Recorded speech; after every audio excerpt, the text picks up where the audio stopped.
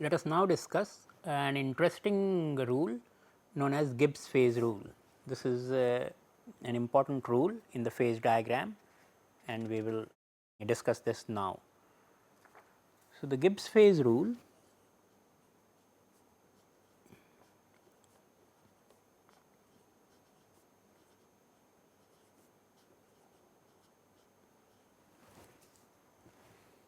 is a relation between the number of phases, P is number of phases,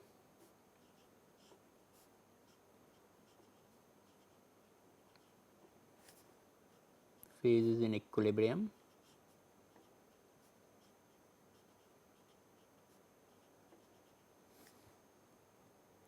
C is the number of components in the alloy system which we are considering,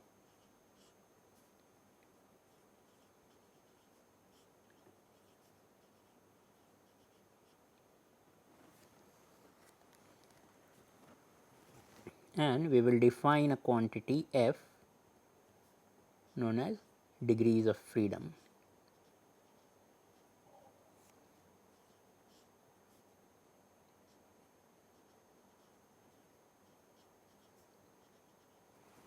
Already through the introduction of the phase diagram, we understand what are the number of phases and what is the meaning of number of components. The degrees of freedom requires a bit of explanation and we will do that now. So, before we understand degrees of freedom, let us look at what is meant by the thermodynamic variables in this context. So, thermodynamic variables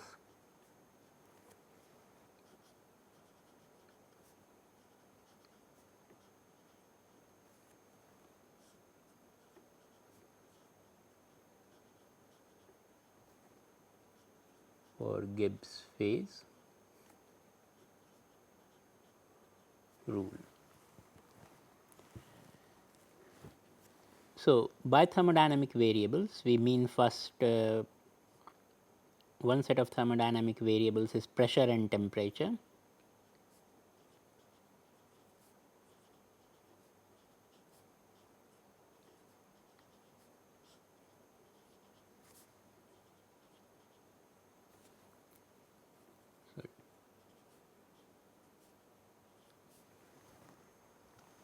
Pressure and temperature if both are variables.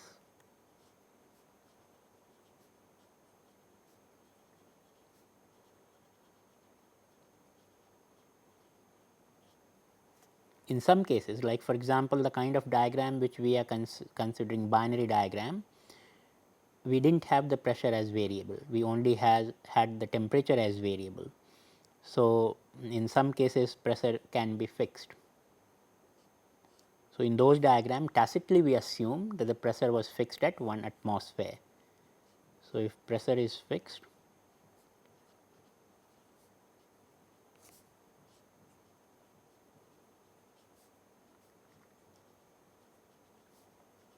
then only temperature is variable. But pressure and temperature are not the only variable, then we have composition variables.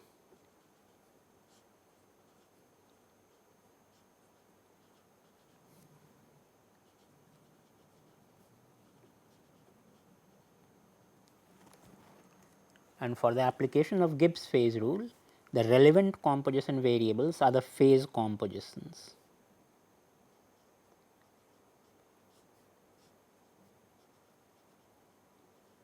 Only phase compositions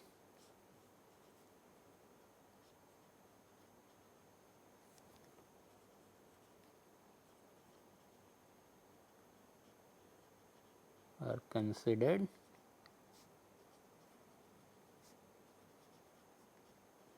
as variables. Overall alloy composition, another composition which is relevant in the phase diagram as we have seen, is the alloy composition. So, but overall alloy composition is not considered as a variable.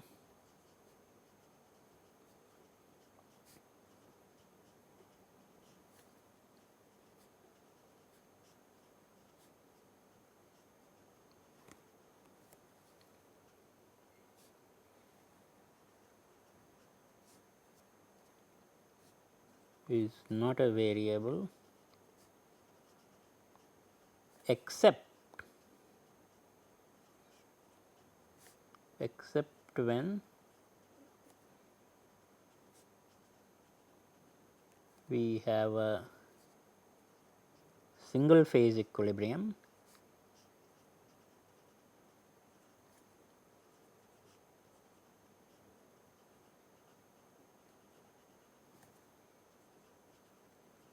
when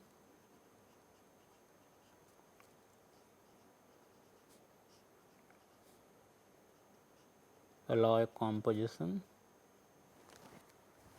is also the phase composition.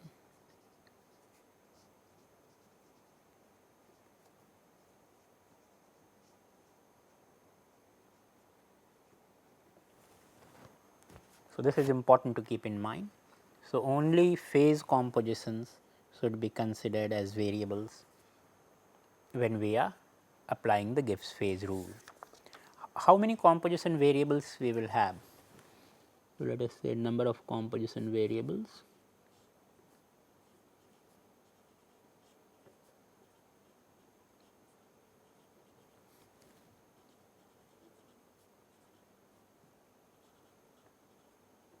variables. If there are C components,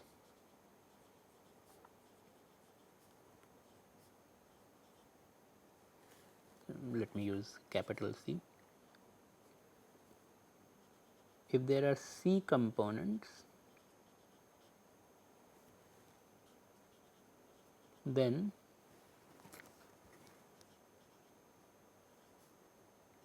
one need to specify the composition of the phase, one need to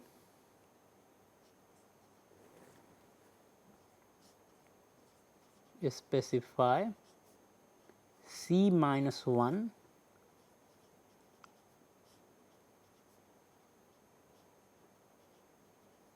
compositions.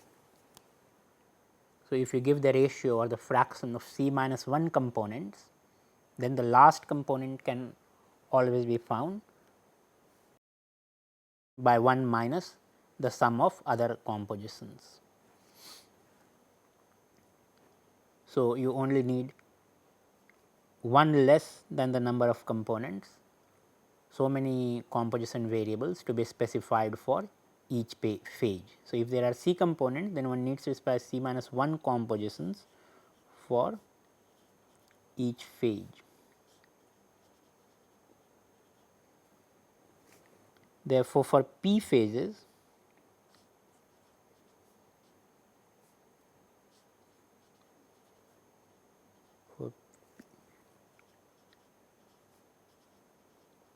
one needs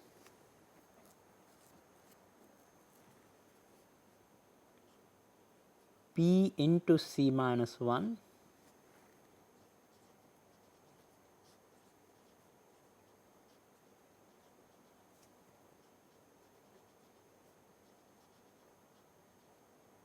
composition variables. Thus, the total number of variables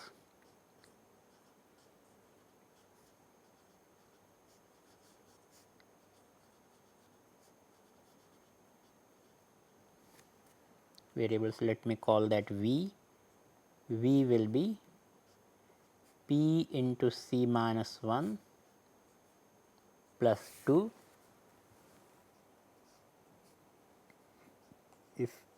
if pressure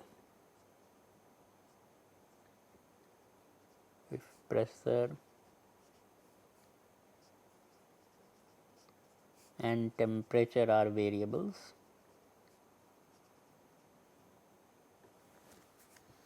or V will be P into C minus 1, number of composition variables will remain same, but instead of 2 you will have 1 if pressure is kept constant. If P is constant,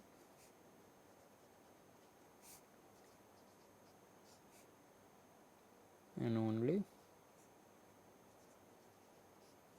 temperature varies. we have so many variables.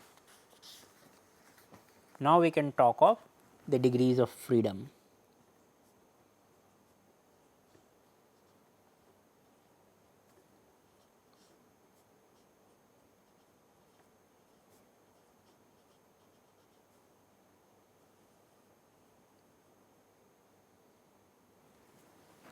So, there are certain thermodynamic relations between these V variables, because the phases are in equilibrium, there are equilibrium conditions.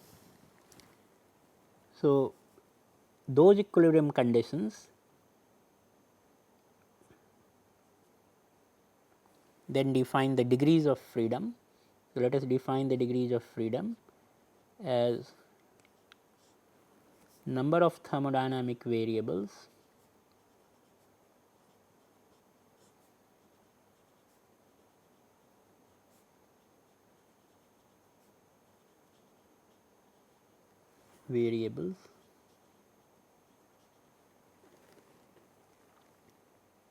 which can be specified independently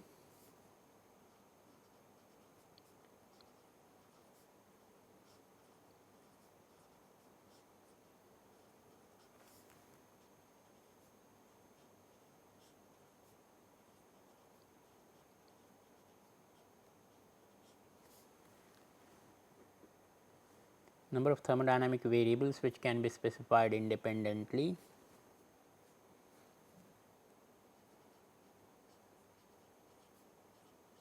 without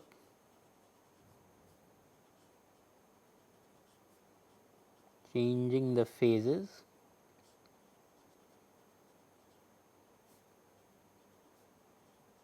in equilibrium.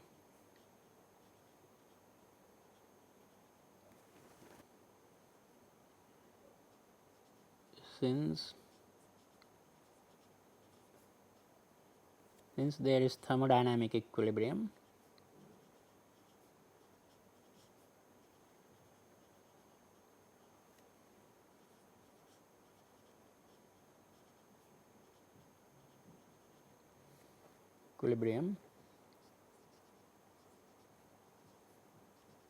there are equilibrium conditions.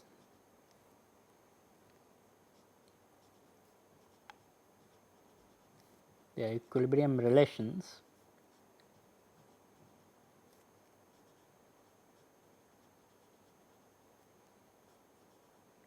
between the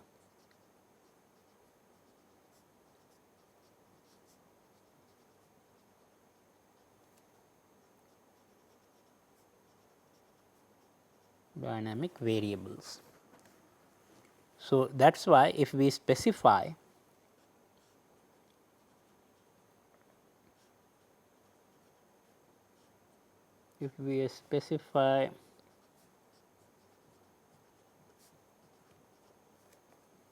certain number of variables,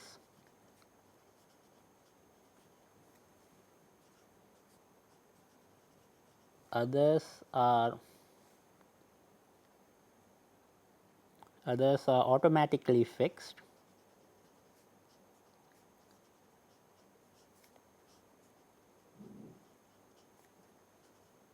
by these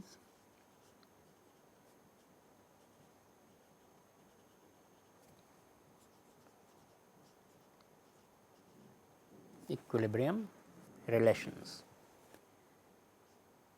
F will always be less than equal to the number of variables which you have, the thermodynamic variables, because all the variables you may not be free to specify. As soon as you specify certain minimum number of variables, others get decided by these equilibrium relations. So, how many can you specify independently? That is what is given by the degrees of freedom. Degrees of freedom, number of variables which you can specify independently, and V is the total number of variables. So, let us now give the rule itself.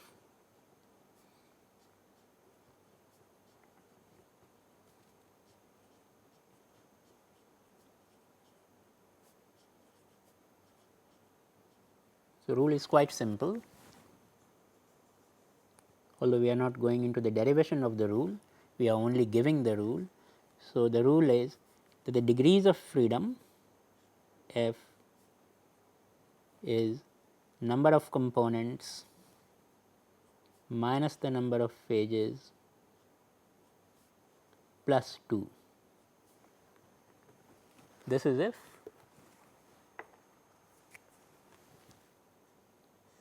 if both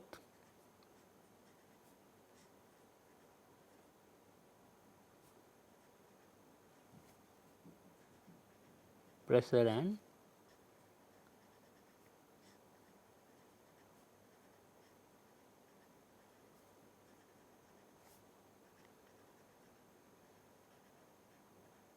temperature are variables. Another form of Gibbs phase rule. So, this 2 actually comes from pressure and temperature.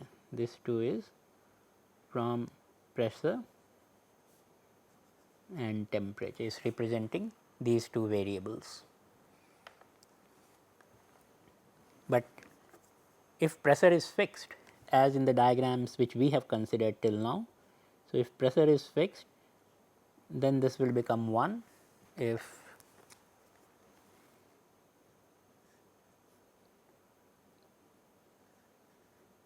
only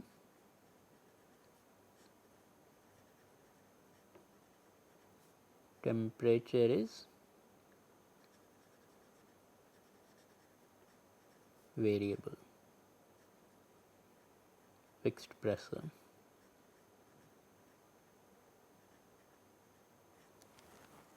So, in fact, this is the binary phase diagram which we have considered. This is the law applicable for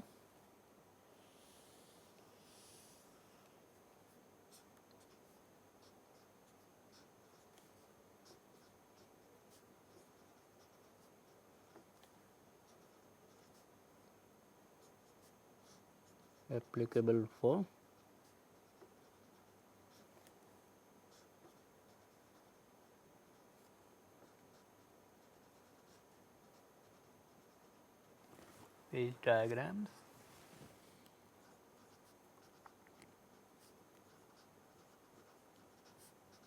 considered by us, because although we did not specify specifically in our diagrams, pressure was tacitly assumed to be 1 atmosphere.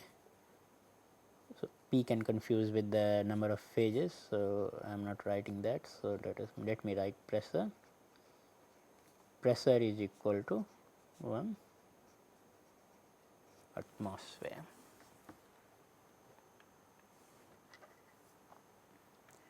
So,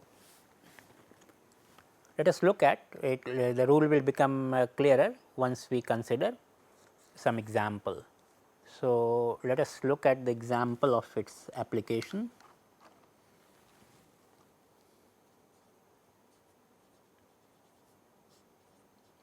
Example of application of Gibbs phase rule.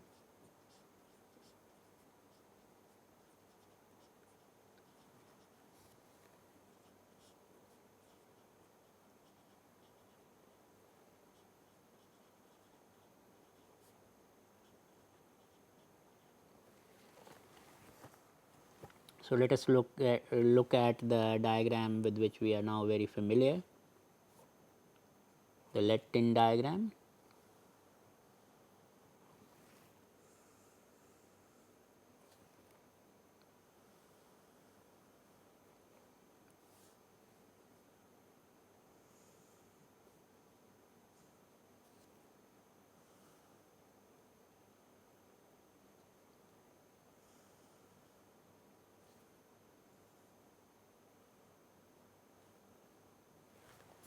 So, this is the let-in diagram, this is the liquid phase, alpha phase, beta phase, liquid plus alpha, liquid plus beta, alpha plus beta. This is the temperature axis and this is the composition axis.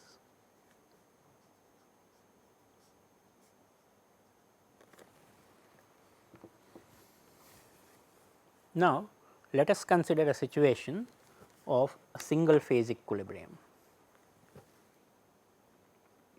First example, let us consider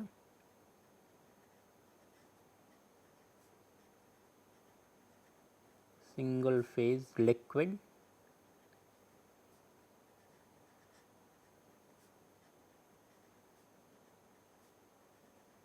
in equilibrium. So, what are our variables?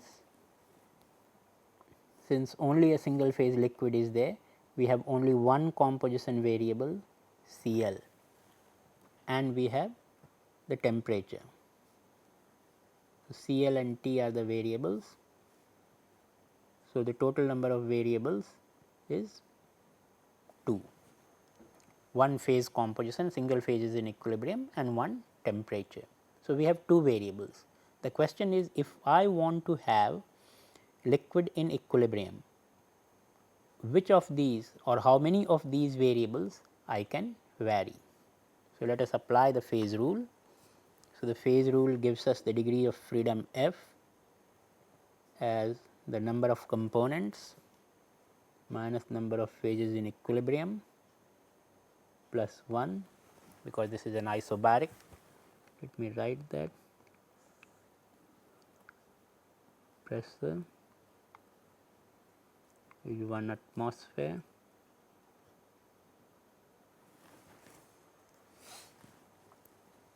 So, I have the Gibbs phase rule in this form.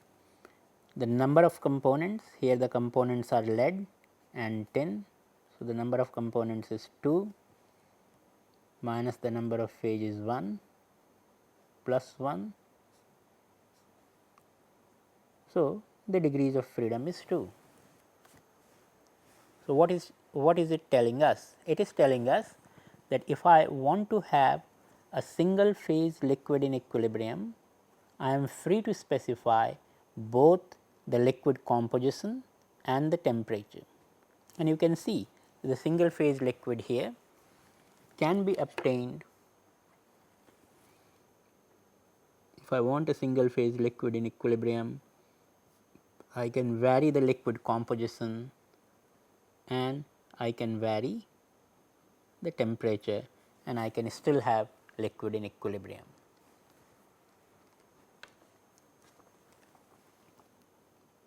Now, let us consider the two phase equilibrium.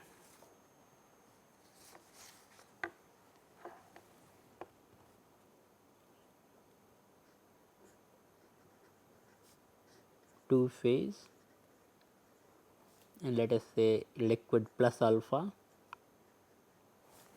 So, two phase liquid plus alpha in equilibrium.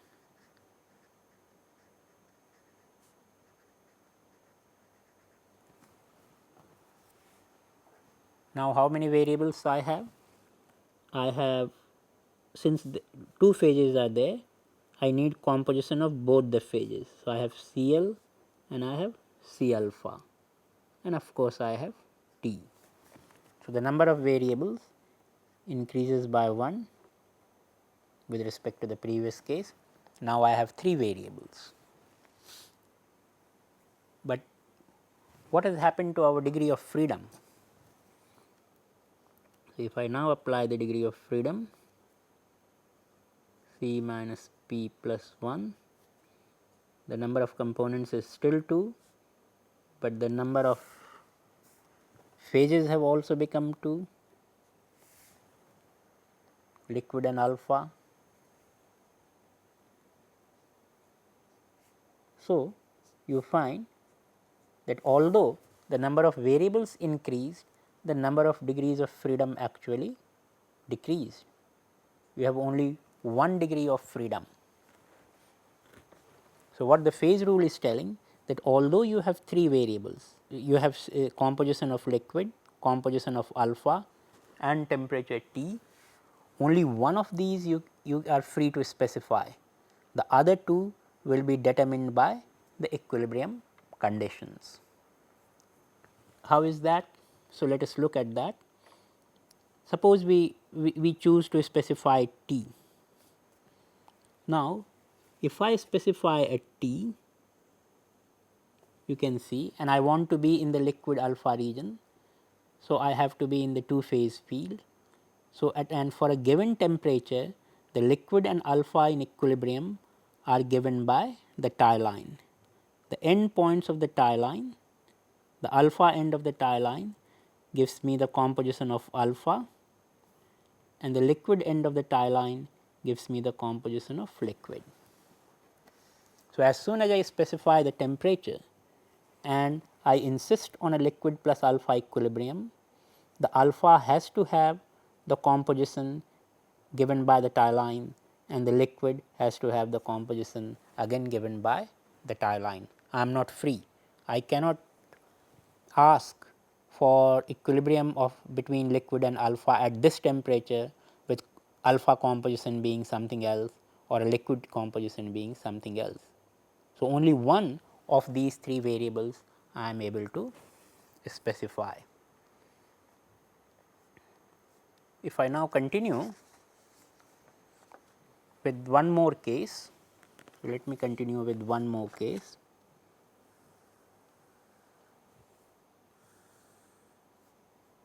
And that is a three phase equilibrium.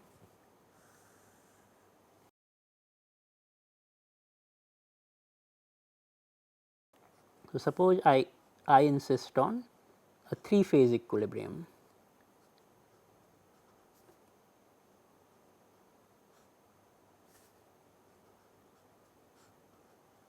In this alloy system. If I insist on three phase equilibrium,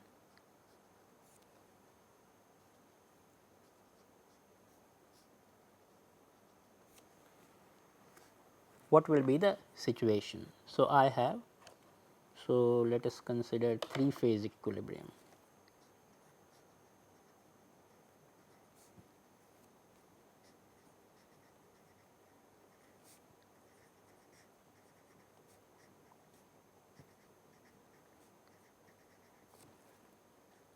Let us insist that we have liquid, alpha, beta, all three phases in equilibrium. Then of course, I have now three phases.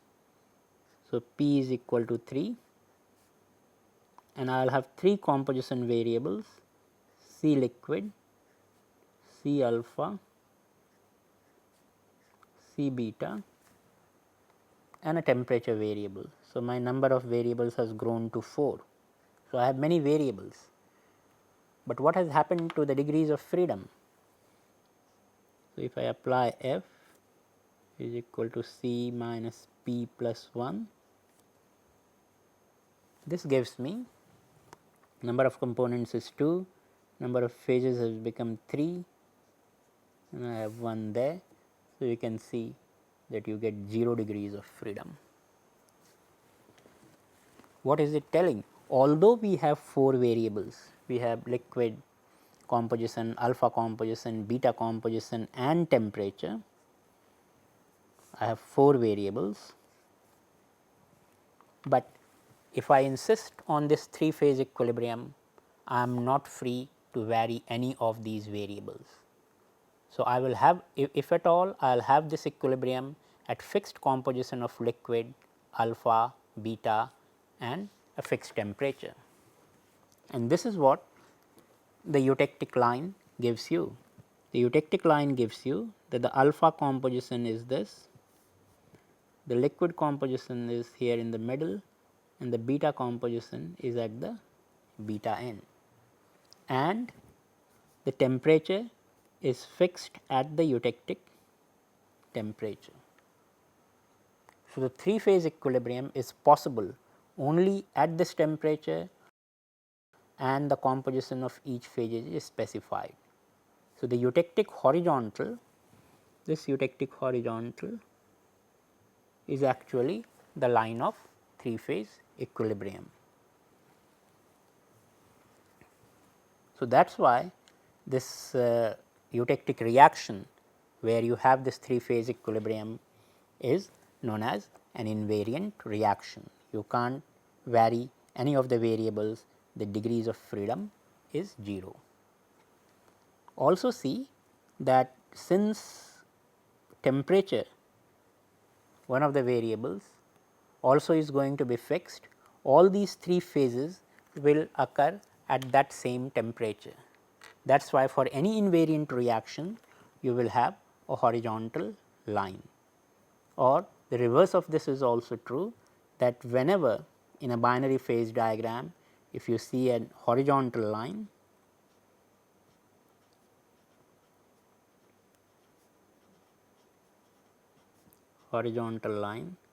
will always be indicative of an invariant reaction.